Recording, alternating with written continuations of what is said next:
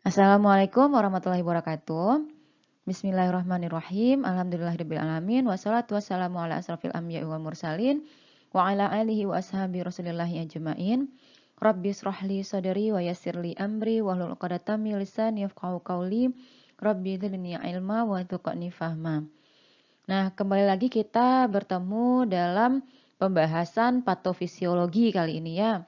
Dan kita bakal ngebahas pada kesempatan kali ini mengenai penyakit-penyakit pada saluran urinari atau penyakit-penyakit di sistem urinari itu sendiri. Nah, jadi di sini salah satu penyakit yang dapat terjadi pada sistem perkemihan kita itu adalah infeksi saluran kemih itu sendiri. Nah, pada kesempatan kali ini kita bakal ngebahasnya fokus pada infeksi saluran kemih bagian bawah.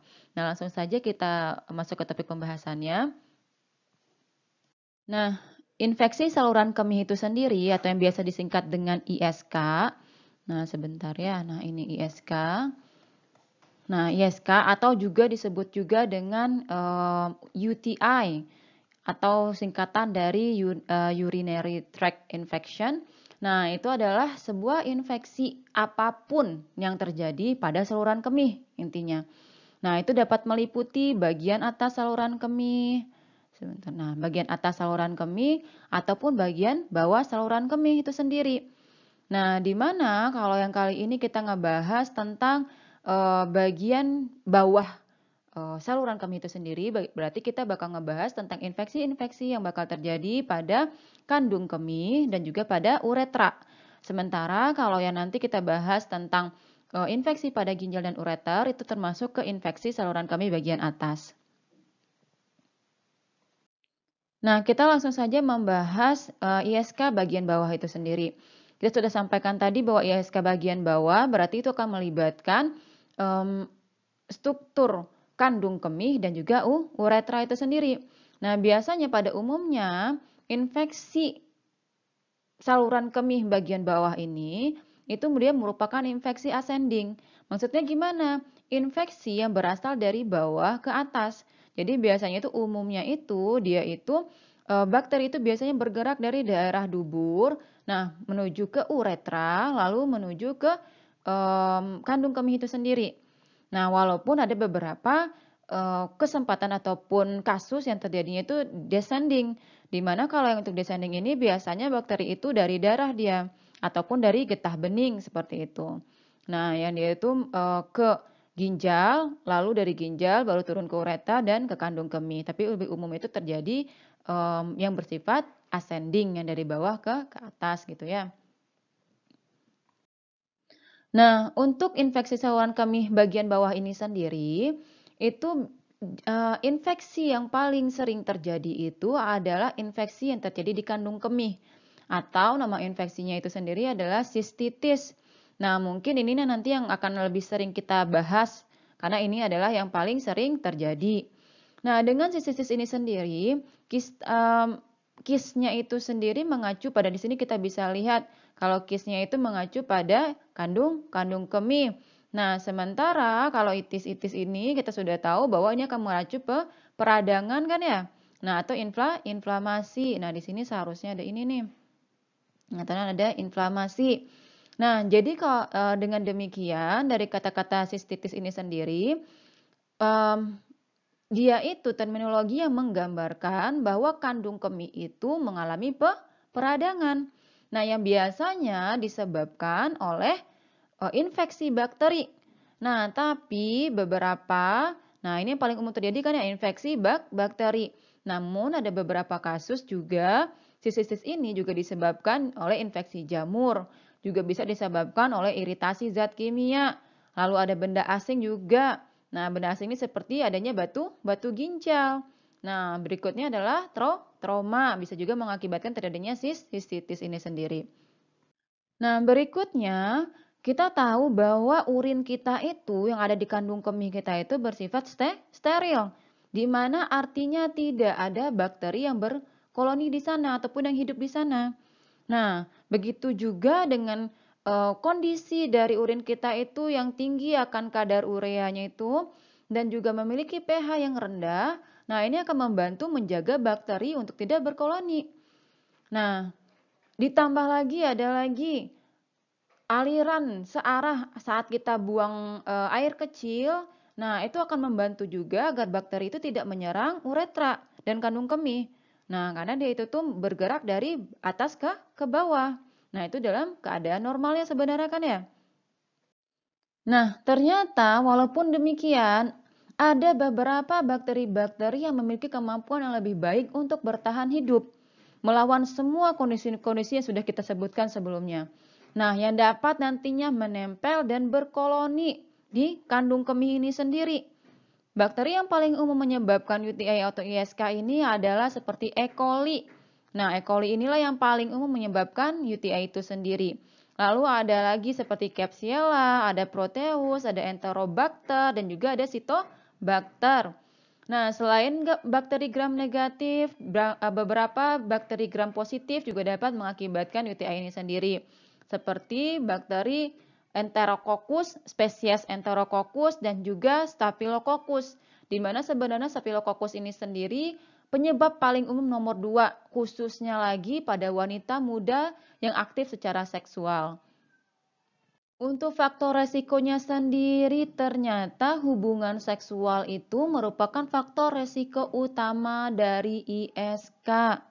Nah, ini kita lihat di sini ya, hubungan seksual itu merupakan faktor utama dari ISK itu sendiri. Kenapa? Karena bakteri itu dapat masuk ke dalam uretra. Nah, oleh karena itu, infeksi ini atau UTI ini, nah itu terkadang juga disebut dengan sistitis bulan madu namanya. Nah, berikutnya, secara umum wanita itu lebih beresiko dibandingkan dengan laki-laki untuk mengalami infeksi kandung kemih ini. Nah, kenapa? Karena wanita itu memiliki uretra yang lebih pendek kan ya. Sehingga bakteri itu pun yang naik ke uretra itu tidak perlu melakukan perjalanan yang jauh dibandingkan dengan kalau untuk alat kelamin laki-laki. Nah, seperti itu. Nah, faktor risiko berikutnya adalah wanita pasca menopause. Nah, ini dia. Di mana pada kondisi ini terjadinya penurunan estrogen. Nah, kita tahu sendiri kan ya. Nah, dengan penurunan estrogen ini sendiri nantinya akan mengakibatkan hilang atau berkurangnya flora normal yang ada di vagina itu sendiri. Sehingga meningkatkan resiko mengalami ISK. Nah, faktor risiko yang terakhir adalah penggunaan kateter Foley di uretra sehingga dapat mengundang patogen itu sendiri pada dasarnya. Nah, faktor risiko lainnya yang dapat mengakibatkan terjadinya UTI ini adalah diabetes mellitus. Nah, diabetes mellitus ini sendiri di mana penderita diabetes itu sering mengalami terjadinya hiperglikemia ataupun cenderung terjadinya hiperglikemia daripada orang yang normal ya kan ya. Nah, apakah mereka lupa penggunaan obatnya ataupun terlambat menggunakan obatnya atau keadaan-keadaan lainnya. Nah, tingginya kadar glukosa dalam darah ini pada keadaan hiperglikemia ini sendiri itu akan membuat neutrofil, nah yang ada di dalam darah itu sulit keluar dari dalam darah menuju tempat terjadinya infeksi atau suatu kondisi yang dinamakan dengan diapedesis. Nah, sehingga kalau misalnya terjadi infeksi di saluran kemih, nah itu respon dari neutrofil itu sendiri terhambat dengan keadaan hiperglikemia ini sendiri. Nah, berikutnya penghambatan itu juga terjadi pada proses fagositosis. Nah, sehingga membuat neutrofil dan makrofag ini akan kurang efektif dalam membunuh patogen yang tadi masuk menyerang tubuh itu sendiri. Nah, selain itu untuk bayi laki-laki, nah ini faktor risiko berikutnya. Pada bayi laki-laki yang belum disunat, nah itu memiliki tingkat risiko ISK yang lebih tinggi dibandingkan yang sudah disunat. Nah, inilah kenapa salah satunya sangat direkomendasikan untuk pelaksanaan sunat itu sendiri ya bagi laki-laki. Nah, faktor berikutnya adalah terjadinya gangguan pengosongan kandung kemih itu sendiri. Nah, sehingga nantinya akan mengakibatkan urin itu sendiri statis atau diam. Nah, diam di dalam kandung kemih itu sendiri. Sehingga nantinya bakteri itu akan memiliki kesempatan ataupun peluang untuk berkoloni di kandung kemih itu lebih tinggi untuk melekat pada dinding-dindingnya itu sendiri dan juga nanti akhirnya berkoloni di sana karena urinnya itu sendiri statis. Mengenai gejalanya, sistitis ini umumnya akan terjadi nyeri suprapubik atau umumnya penderita-penderita itu akan mengeluhkan terjadinya nyeri suprapubik. Nah, nyeri yang di mana itu? Nyeri pada bagian perut sebelah bawah. Dan juga terjadinya disuria atau rasa sakit saat berkemih atau sulitnya berkemih. Nah, ataupun kayak sulitnya ketika buang air kecil. Nah, dan juga sering juga keluhan lainnya adalah seringnya berkemih itu sendiri. Dan juga urgensi. Apa itu? Yaitu rangsangan untuk harus berkemih dengan segera. Yang biasanya pun urin yang dikeluarkan itu dalam volume kecil. Nah, sejalan dengan hal tersebut, ada lagi gejala-gejala berikutnya. Namun akan sangat bervariasi antara usia si penderita. Misalnya kalau pada bayi, nah itu biasanya bayi itu akan demam, rewel, dan juga susah makan. Nah, kalau untuk yang lanjut usia, itu biasanya akan mengeluhkan kelelahan, mengompol, ataupun delirium. Nah, ada gejala umum yang terjadi pada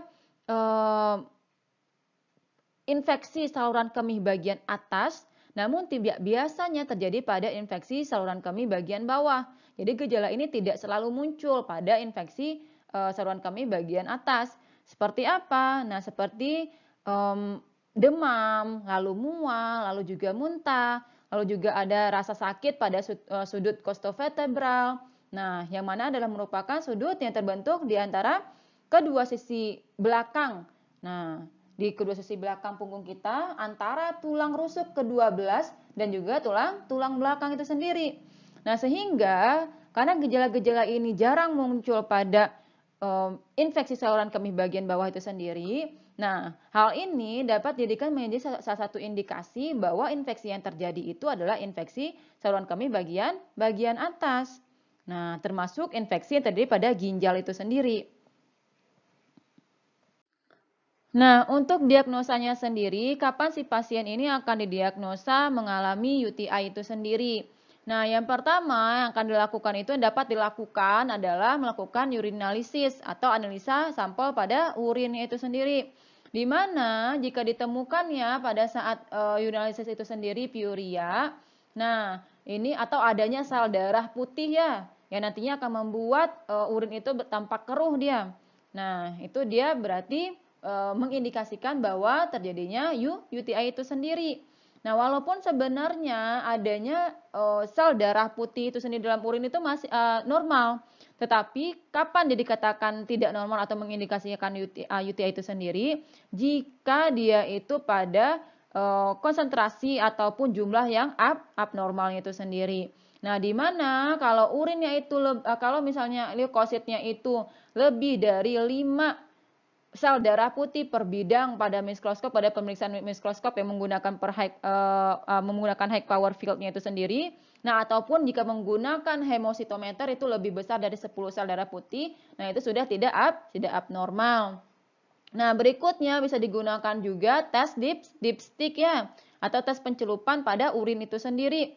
Nah, di mana di sini kalau untuk tes dipstick ini sendiri, kalau misalnya nantinya tes dipstick itu menunjukkan adanya leukosit esterase, nah itu yang merupakan enzim yang dibuat oleh leukosit itu sendiri atau sel darah putih. Nah, itu dia juga menunjukkan bahwa terjadinya infeksi saluran kemih. Nah, urinalisis ataupun analisa pada urin ini dapat juga sebenarnya positif nantinya terhadap nitrit.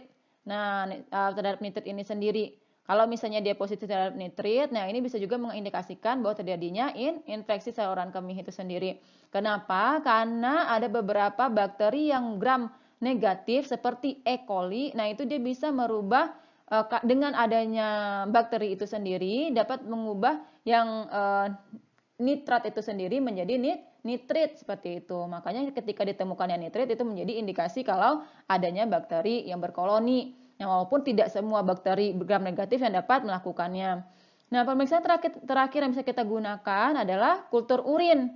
Nah, kultur urin ini sendiri sebenarnya merupakan standar emas ya untuk pemeriksaannya. Namun memang sedikit lama dilakukannya. Nah, untuk kultur urin sendiri, seseorang dinyatakan positif ISK. Nah, jika hasil kulturnya itu menunjukkan terdapat lebih besar dari 100.000 unit pembentuk koloni per mililiter dari satu sampel urinnya itu sendiri. Nah, tapi sebenarnya jika misalnya hasil pemeriksaannya itu kecil dari 100.000, nah ini sebenarnya masih ada kemungkinan potensi untuk terjadinya ISK itu sendiri.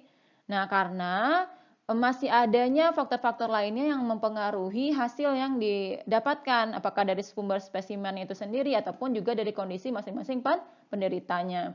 Nah, selain itu, hal yang perlu diingat adalah pelaksanaan kultur urin pada ISK ini. Nah, itu harus disertai dengan adanya penyebab yang diketahui ataupun menunjukkan gejalanya itu sendiri. Nah, baru dia bisa didiagnosa memiliki ISK. Nah, untuk pemeriksaan urinalisis ini sendiri dan juga kultur urin sendiri, nah itu biasanya dimanfaatkan untuk membedakan mana yang sistitis ataupun mana yang uretritis. Nah, seperti yang sudah kita sampaikan tadi bahwa untuk infeksi saluran kemih bagian bawah itu dia akan menyerang pertama adalah kandung kemih dan juga uretra kan ya. Nah, makanya dengan pemeriksaan urinalisis dan juga kultur urin ini kita bisa melihat apakah yang terjadi itu sistitis ataukah uretritis. Nah, gimana caranya? Nah, itu bisa kita lihat jika hasil urinalitisnya itu jika hasil urinalisisnya itu sendiri dan kultur urinnya itu didapatkan hasil pemeriksaan positif terhadap urea, nah tetapi dia itu negatif terhadap kultur urinnya itu sendiri, nah ini dikenal sebagai urea steril. Nah, hal ini menunjukkan jenis infeksinya itu sendiri bukan sistitis tapi uretritis. Jadi terjadi infeksi pada uretra. Nah, atau peradangan yang terjadi pada uretra itu sendiri. Nah, inilah nantinya akan membedakan dengan sistitis. Infeksi uretritis ini sendiri umumnya biasanya disebabkan oleh bakteri-bakteri seperti Neisseria gonorrhoeae ataupun Chlamydia. Nah, itu dimana keduanya merupakan infeksi menular ya secara seksual. Nah, selain itu, untuk pemeriksaan penunjang juga dapat dilakukan pencitraan secara medis. Nah, untuk membantu penegakan diagnosanya sendiri. Nah, di mana kalau untuk pencitraan yang dapat dilakukan itu seperti USG atau USG ginjal itu sendiri ataupun dapat dilakukan juga sistolegram atau dapat dilakukan juga adalah scintigraphy. Nah, kalau untuk USG ginjal, nah itu dapat dilakukan untuk anak-anak ya yang memiliki kelainan nih di sini atau malformasi. Nah, yang diduga dapat berkontribusi dalam terjadinya ISK itu sendiri. Nah, kalau untuk sistolegram, nah ini dapat digunakan pada anak-anak kalau anak-anak itu mengalami ISK yang parah ataupun ISK yang berulang. Nah, ini kita lihat di sini untuk mendeteksi terjadinya reflux viscoretral.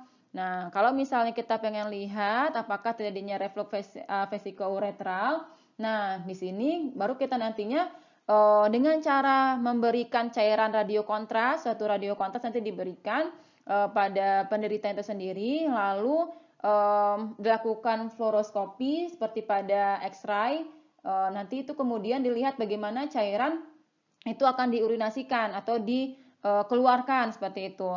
Yang jika pada pasien vesicouretral itu sendiri nantinya akan terlihat pergerakan ke belakang seperti itu, melawan arah yang seharusnya ke bawah, sekarang dia melawan arah ke atas seperti itu dari urin, dari kandung kemihnya ini sendiri kembali ke ureter dan ginjal. Nah, kalau tingkatan reflux vesicouretral ini sendiri dapat bervariasi dan merupakan faktor risiko untuk terbentuknya jaringan parut pada ginjal sebenarnya. Nah, atau yang terjadi pada penderita ISK nantinya seperti itu kelanjutannya. Nah, yang terakhir dapat kita lakukan adalah pada beberapa kondisi tentunya, nah itu dapat dilakukan scintigraphy ginjal. Nah, menggunakan DMSA. Nah, yang merupakan sebuah radionukleotida ya kita tahu ya, yang kadang-kadang prosedur ini sebenarnya disebut juga dengan pemindaian DMSK. Nah, ini digunakan untuk mendeteksi adanya apa enggak nih jaringan parut di ginjal, seperti itu.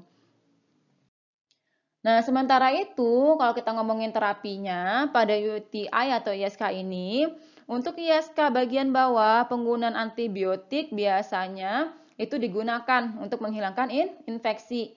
Kalau misalnya infeksinya itu tuh memang diindikasikan adalah infeksi dari bakteri. Nah, namun penggunaan antibiotik ini sendiri tentunya harus disesuaikan dengan bakteri penginfeksiannya itu sendiri.